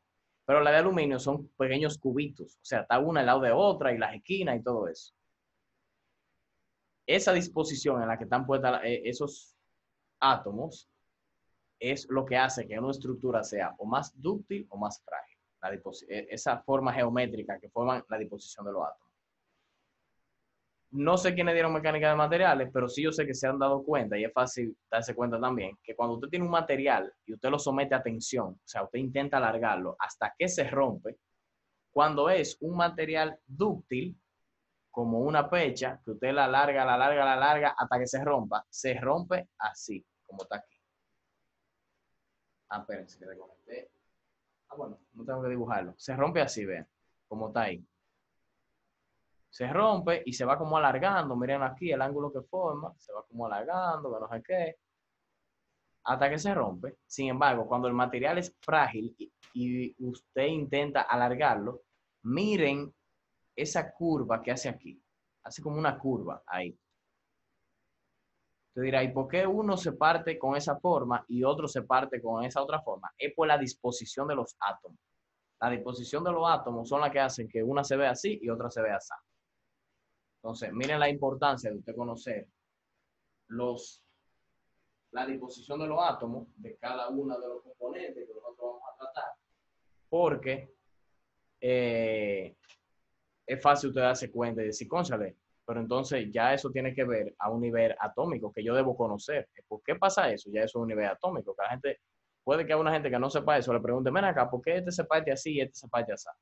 Hay gente que no va a saber eso, pero ustedes que dieron química y que están ahora dando ciencia de materiales, ya saben que es por la disposición de los átomos, esa formita que tiene, que forma a medida que se va rompiendo. O sea, pues donde se va a romper, esa forma que adopta tiene que ver con la cohesión y la forma en la que están dispuestos los átomos. Por eso es lo importante de nosotros, ¿verdad? Ay, que la química que es muy complicada, que vamos a volver de nuevo a la vaina de los átomos. Bueno, es así, pero lamentablemente es así. Es incómodo, pero es así. Importantísimo, que después vamos a hablar de eso más detalladamente, ya al final, cuando ya usted esté soltando esta materia, para que tenga eso más fresquecito, para cuando usted se gradúe. Lo que es la selección de material. ¿Qué material yo debo seleccionar? Yo sé que ahora mismo a ustedes les importa eso. Yo sé que usted dirá, bueno, después que yo sepa qué material yo selecciono, pues ya yo me puedo ir por una industria a trabajar. No, todavía no. Usted no conoce muchas cosas todavía. Pero en cuanto a la selección de material, usted dirá, ven acá, ¿qué material debe seleccionarse para una determinada aplicación? Hay cosas que tú dices, bueno, un ejemplo, usted va a comprar una computadora para dibujar. Una computadora para coger clases, usted va a comprar. Pero esa computadora tiene las prestaciones de una persona que compre una computadora para jugar los últimos juegos de última generación. Oye, si tú lo que vas a trabajar en Excel, en Word y abrir YouTube, no te compres una computadora que te cueste 150,000 pesos. Porque si tú no vas a instalar cosas que tú vayas a utilizar y vayas a utilizar todos los recursos de la computadora, cómprate una más barata. O sea, tú vas a jugar, no. Tú vas a diseñar, no. Tú vas a geoprocesar imágenes, no. O cómprate una más sencilla. Igual aquí. Usted puede hacer una selección de materiales para una determinada aplicación, pero puede también equivocarse y decir, vamos a hacerlo de tal material, funciona, pero quizás tú hubieses seleccionado otro y te sale más barato. Acuérdense que al fin y al cabo, lo que uno anda buscando es que salga más barato, porque usted al principio va a ser empleado y va a trabajar en una compañía, pero va a haber un momento que usted va a decir, yo quiero tener mi propia compañía. Cuando usted tenga su propia compañía, usted va a querer etericar el dinero lo más que usted pueda en la selección de materiales que tenga el ahorro suyo de dinero. Si lo que usted va a hacer es una fábrica de algo, ¿verdad? Entonces, la selección de materiales es la decisión práctica final que debe adoptarse en el proceso de diseño en ingeniería y puede determinar el éxito o el fracaso final de diseño. Eso que está ahí, eso lo determina la selección de materiales. Si usted va a fracasar o va a progresar, es importantísimo. Por ejemplo, imagínense una fábrica de esos tanques que están ahí, ven, que ya usted lo ha visto antes, quizá en el taller o en la clínica, que son los tanques que tienen el oxígeno. Las presiones que eso aguanta son de 2,000 y hasta 3,000 PSI. Es una presión gigante, que si eso logra explotar, mire, no quiero usted saber. Pero entonces, el que dice, no, yo voy a poner una fábrica de eso, porque yo me he dado cuenta que el que tiene esa vaina le va bien y todo el mundo le alquila los tanques y le pide el oxígeno y no sé qué. Es verdad. Y entonces tú dices, no, yo los tanques míos los voy a hacer de tal material. Espérate. Tú sabes la presión que eso aguanta ahí. Tú tienes que saber qué material tú vas a elegir. Entonces, supongamos el caso de una gente que ponga esa fábrica de eso y necesita él no conoce ya que existen otros de eso. Imagínense que es la primera que se está poniendo de eso. Él dice, yo necesito un material que me aguante la presión cuando los tanques están llenos. Encima de eso me tiene que aguantar cuando los tigres lo están tirando arriba del camión, ¿verdad? Que me aguante lo subí del camión, lo bajé, lo subí, lo bajé, lo subí, lo bajé.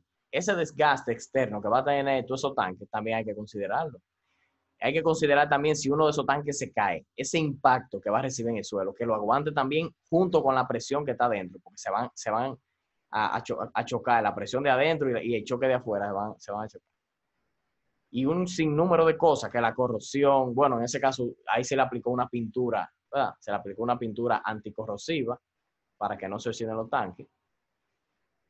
Hay que tomar una serie de decisiones que usted dice, concha, ¿y en base a qué lo hago?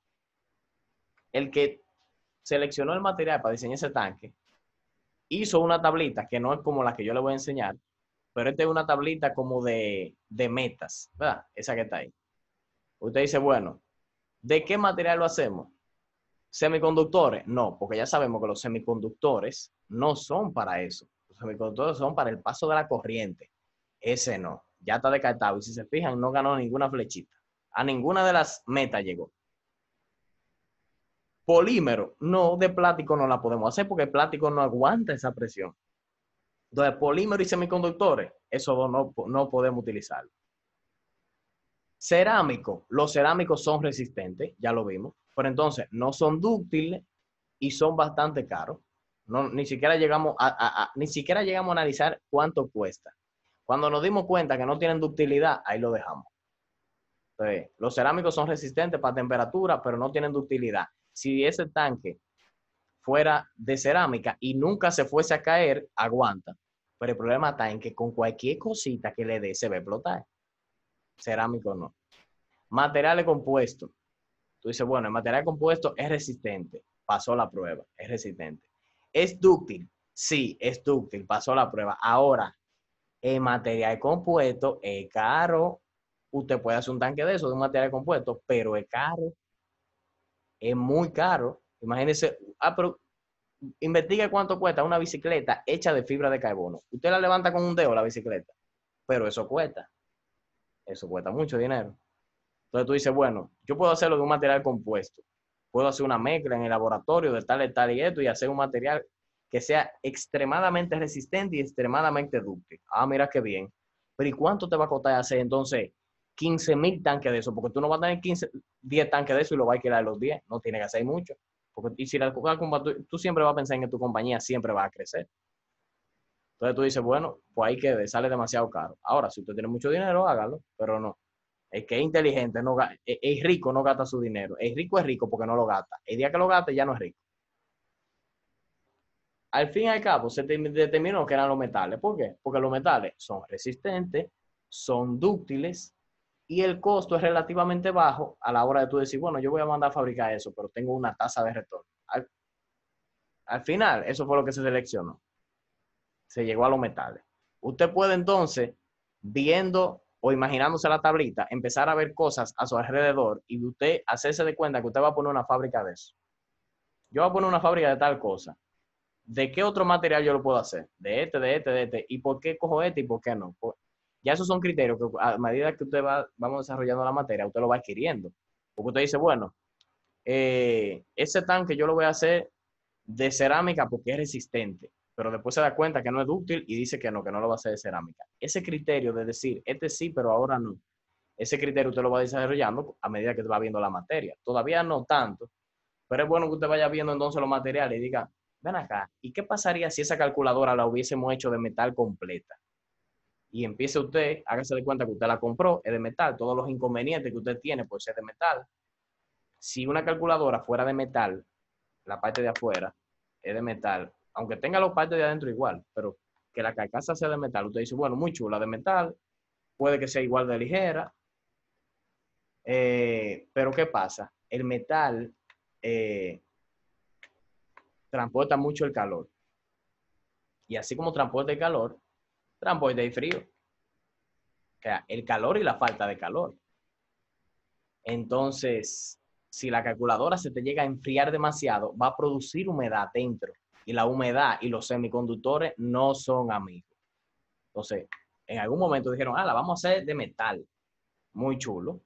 Pero ¿qué pasa? Se van a dañar los componentes de adentro. Claro, hay laptops que por fuera son de metal, pero créanme que ya tienen una capa por dentro, un material que es anti-humedad.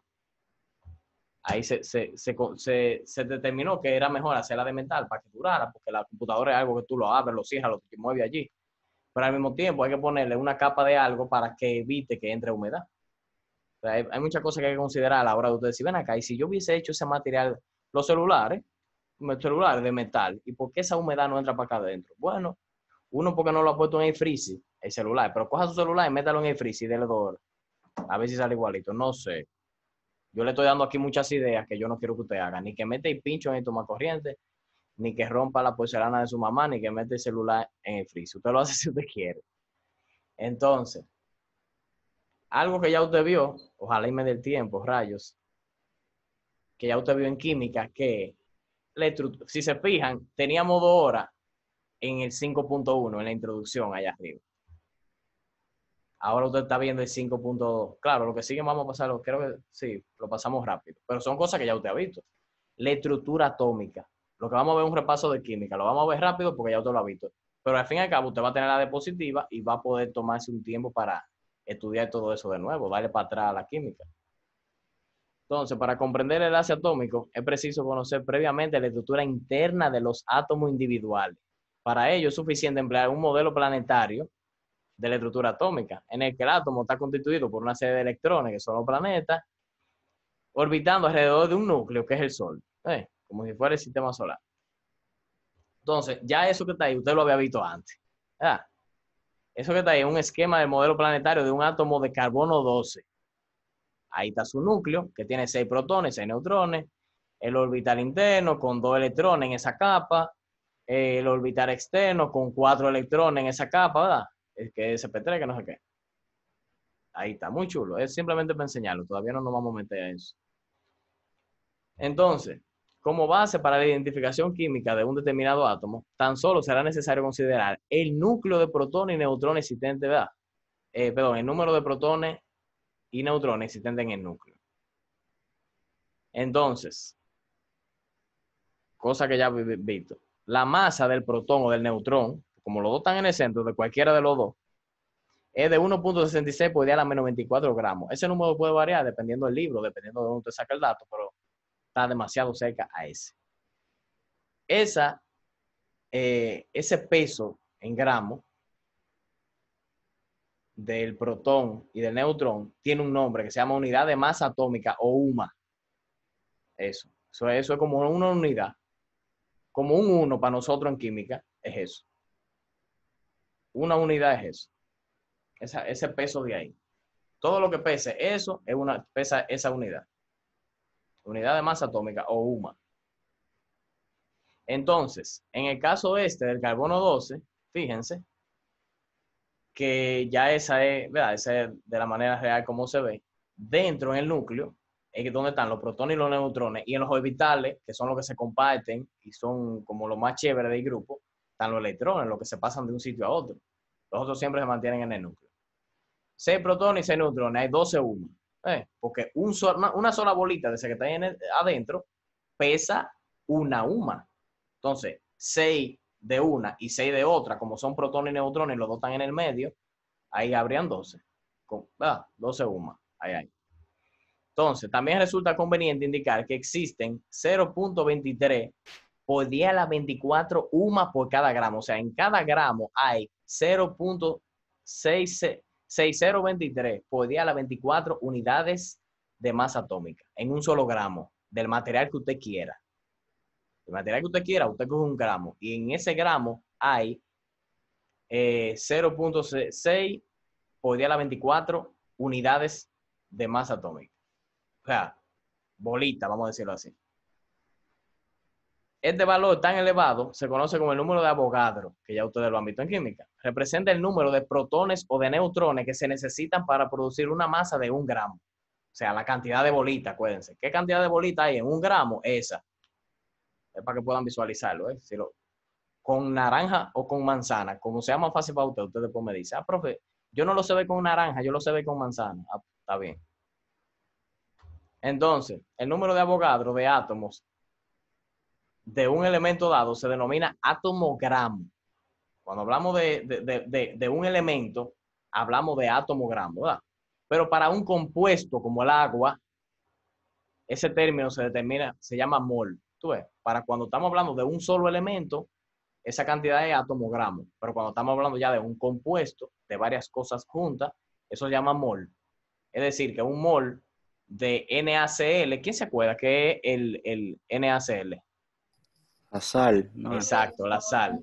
Por ejemplo, la sal. Contiene el número de Avogadro de átomos de sodio y el número de Avogadro de átomos de cloro. Ahí está. O sea, en ese compuesto existe esa cantidad. Del sodio tiene un número de Avogadro y el cloro tiene un número, cada uno lo tiene ahí, en ese compuesto. Pero si lo vemos como uno solo, ya lo podemos ver como si fuera atomogramo. Entonces, una pregunta rápida. ¿Qué masa tendría el número de Avogadro de átomo del carbono 12? Alguien que lo vea y diga, ven acá. Entonces, eso da tanto. ¿Qué masa? Cuando digo qué masa, es la cantidad en gramos. qué cantidad en gramos tendría el número de Avogadro de átomos, pero del carbono 12. 12 gramos. Está ahí arriba. 12 gramos habría.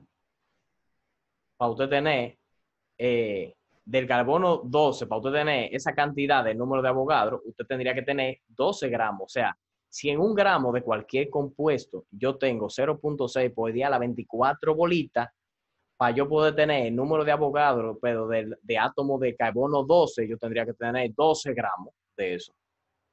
Química básica. Si usted no lo entendió, usted le da para atrás la química y lo repasa despacito. Pero es que nosotros no nos vamos a concentrar tanto en eso, pero estamos viendo un repaso que si usted dice, cónchale, yo todavía no caigo, esta no es la clase para yo darle a entender eso. Usted le da para atrás la química despacito. Yo lo que estoy dando un repaso rápido antes de irnos porque ya casi nos vamos. En realidad, el carbono en la naturaleza tiene una masa no de 12, sino de 12.011 UMA. Eso es debido a que no todos los átomos de carbono tienen 6 neutrones en el núcleo. Hay otros que tienen 7. Por eso hay carbono 12, carbono 13, carbono 14. Existen esos.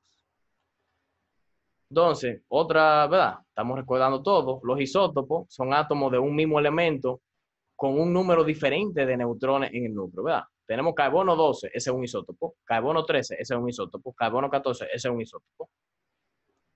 ¿Quién se acuerda qué es el número atómico?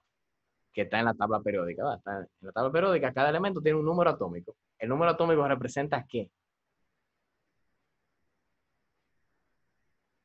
El número de protones que hay en el núcleo. Pueden ser. En el número atómico, el número de protones que existen en el núcleo. Cada vez que usted ve en la tabla periódica el número atómico, usted está viendo la cantidad de protones que ese elemento tiene ahí adentro.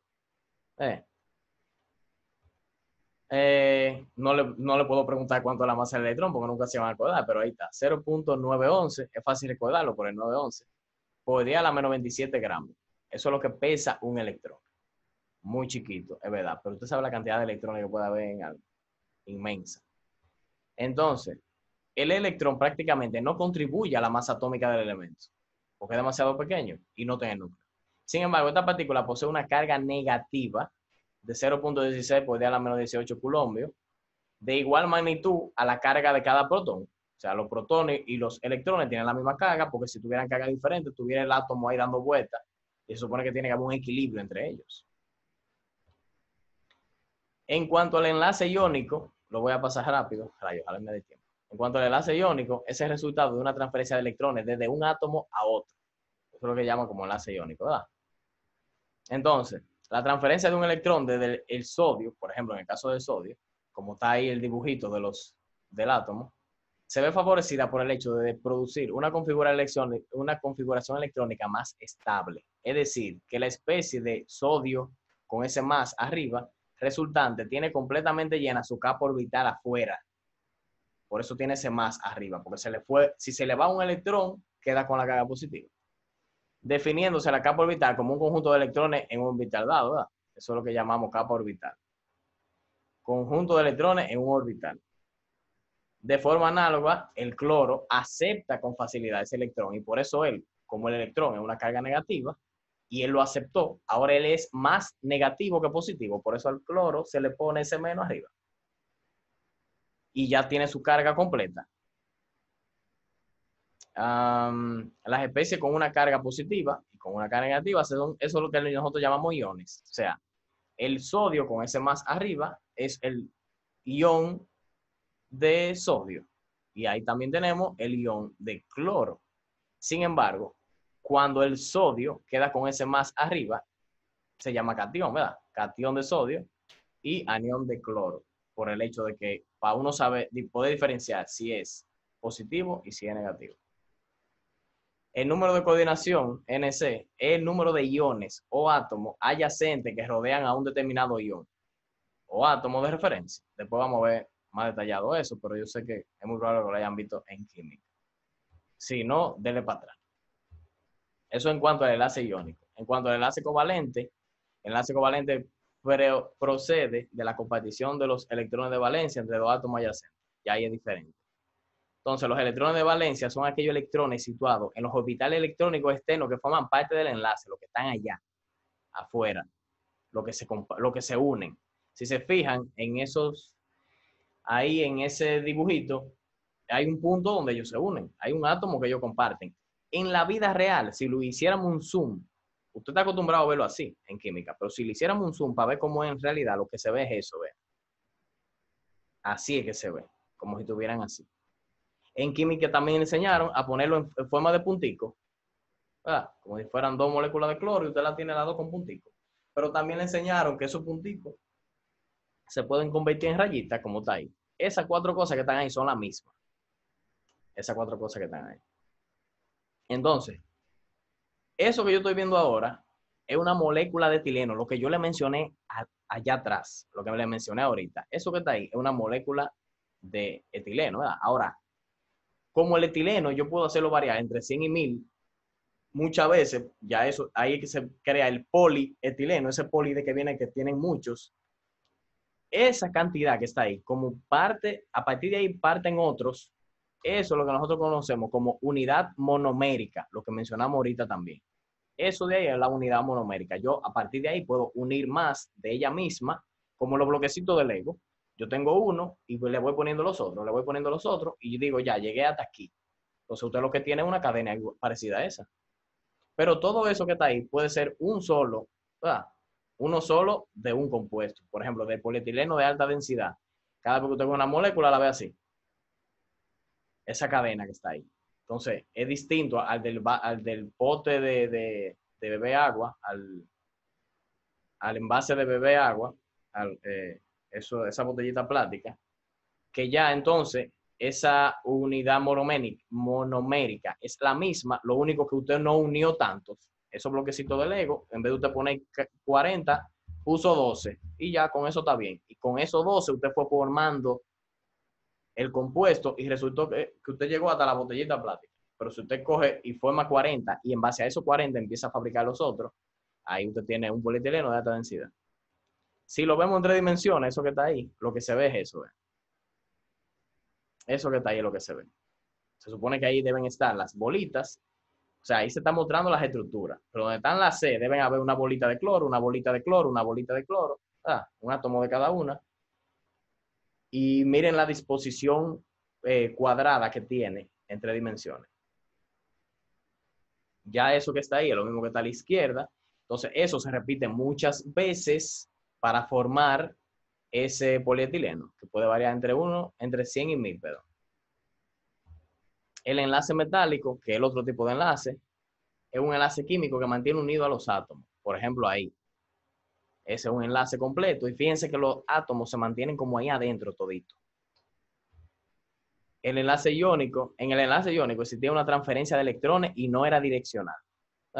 No había una dirección en esa transferencia. Simplemente se pasaba. En el enlace covalente hay una compartición de electrones y sí era direccional. Por eso se ponía esa flechita y por eso se forma esa estructura cuadrada, porque tienen dirección esa transferencia. Pero en este caso, en el enlace metálico, existe una distribución compartida, como que todo el mundo se comparte todo. Todos esos electrones que están aquí son todos de nosotros. Este que está aquí puede coger para donde está tú, pero está dentro de nosotros aquí en el grupito. En este caso se dice que los electrones de valencia son electrones deslocalizados. O sea, estoy aquí, pero no soy yo. Ese electrón que está ahí, pero al mismo tiempo puede estar allá. Ese electrón es para todos. Eso significa que la probabilidad de que estén asociados a uno cualquiera de un gran número de átomos adyacentes es la misma. O sea, tanto puede haber ese electrón compartiéndolo yo, como puede compartirlo tú en cualquier momento, puede irse para allá. Otra definición, para verlo más bonito, sería que el enlace metálico es el enlace que se da entre elementos de electronegatividades bajas y muy parecidas. Eso es muy característico de un enlace metálico, la electronegatividad, y de los metales también. En este caso, los metales. Ninguno de los átomos tiene más posibilidad que el otro de perder o ganar electrones.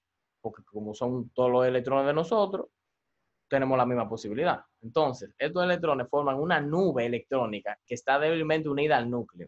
Dicha nube tiene una gran movilidad. Fíjense que esos electrones que están ahí se pueden mover fácilmente por ahí. Todo eso que está ahí es una nube de electrones donde ellos no necesariamente están unidos a uno de los, ¿verdad? De núcleo, no tienen que estar siempre ahí. Como que ellos se van pasando entre ellos y eso es lo que hace que los metales haya mayor conducción de la corriente, esa nube de gas que hay. Entonces, los materiales, pero clasificándolo en función del tipo de enlace.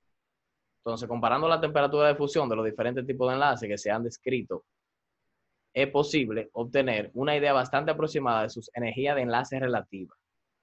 El punto de fusión, importante ese punto, de un sólido, indica la temperatura a la que debe ser sometido el material para proporcionarle la energía térmica suficiente para que se produzca una rotura de sus enlaces cohesivos. Por ejemplo, cuando usted coge un metal y lo calienta y el metal se va derritiendo, en realidad usted está transmitiendo una cantidad de energía suficiente para que esos que están aquí, esa nube que está ahí, se empiece a romper. Esa fuerza que los mantiene a ellos unidos, usted le mete calor, en realidad lo que usted está metiendo es una cantidad de energía suficiente para separarlos.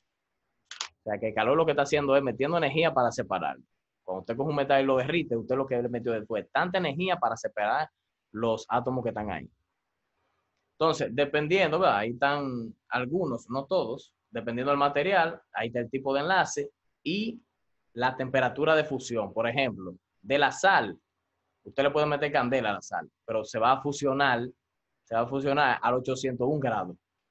Si usted tuviera algo hecho de sal, se fusiona al 801 grados. O sea, a esa temperatura que yo voy a romper los enlaces, que ellos dos, que ya lo unieron. Está el carbono, pero en forma de diamante. O sea, el diamante está hecho de carbono. El tipo de enlace que tiene es covalente y ya ahí usted necesita, ¿verdad?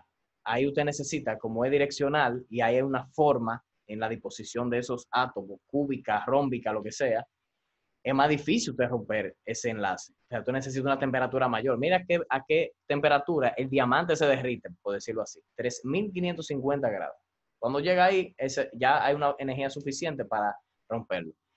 En el caso de el monómero de etileno que teníamos ahorita, que es un enlace covalente y secundario, no importa si es de hasta 100 o hasta 1000, la temperatura es más o menos 120, pero miren ese dato que dice ahí abajo. A causa de lo irregular de esa estructura, no posee una temperatura de fusión exacta. Yo sé que usted se ha dado cuenta que hay plásticos que se derriten a cierta temperatura y otros que se derriten a otro tipo de temperatura. En realidad, 120 es una temperatura que no es la temperatura como real donde ¿verdad? Sino lo que ahí le llaman una temperatura de servicio. Es como que a partir de ahí ya el plástico está como ablandado ahí. Ahí el plástico ya se ablandó a esa temperatura. Pero no hay una temperatura en el que diga, es plástico, le metí calor y se rompió. No. Tiene que haber una temperatura, hay como un rango donde ya el plástico, a medida que se va calentando, es algo obvio, se va deformando. O sea, que esa temperatura puede variar. Tiene un rango bastante amplio. En el caso de los metales, por ejemplo, el cobre, hablando de cobre simple, si tenemos algo completamente de cobre, la temperatura de fusión es 1084.87 grados. Siempre es aproximado, nunca hay un valor exacto. El argón, el argón es un gas inerte, ¿verdad? Entonces, como es un líquido, como lo podemos ver también en estado líquido, dependiendo de la presión que se someta, ya ahí la energía que se le va a someter tiene que ser ya de congelación. Porque ya los átomos en un líquido están como tú, es como que yo estoy aquí, pero no soy yo, adoptan el recipiente, la forma del recipiente que lo contiene. Ya los átomos, obviamente, ahí se están moviendo. Pero si tú quieres romper esa movilidad de ellos, tú tienes entonces que congelarlo. Si tú lo calientas, se evaporan, pero si tú lo congelas, se unen. Y ya esa movilidad que ellos tenían, ya no la tienen. Entonces, por ejemplo, en el argón, para tú poder ponerlo, ¿verdad? Romperle esa fuerza que hay entre esos átomos, tú tendrías que llevarlo a menos 189 grados Celsius. Y ahí está, se congela y lo que hace es que ya pierde esa movilidad que tenía antes. Y en el caso del agua, obviamente, el agua a 0 grados Celsius ya se congela, ¿verdad? Pero ya cuando está a 4 grados Celsius, es bueno que usted investigue eso, el agua a 4 grados Celsius, no a 0, a 4, la viscosidad tiene una alteración. O sea, usted dice, ven acá, pero ya si en 4 Si en 0 se congela, ¿por qué en 4 hay algo que varía? No sé por qué, pero eso es uno de los misterios del agua. A 4 grados la viscosidad cambia. O sea, sin llegar ya a 0 grados, ya cuando va por 4 ya empieza a cambiar. Es bueno que usted investigue sobre eso, porque creo que vi un documental relativamente nada más de eso, de por qué esos 4 grados. Entonces, nada, para completar la diapositiva, yo les voy a dejar en su WhatsApp, y también se lo voy a subir a la PBA, le voy a dejar un video que es como complemento de esa diapositiva que está ahí. O sea, después de ver esta diapositiva, usted ve ese video, y usted lo que ve con ese video es completar lo que está ahí, vean. Eso del contenido, ¿verdad? Que dice de que estructura cristalina y amorfa, todo eso que está ahí, usted lo completa con el video. Porque como es algo de química, yo no me quiero enfocar estrictamente en eso, porque es algo que ya usted vio en química.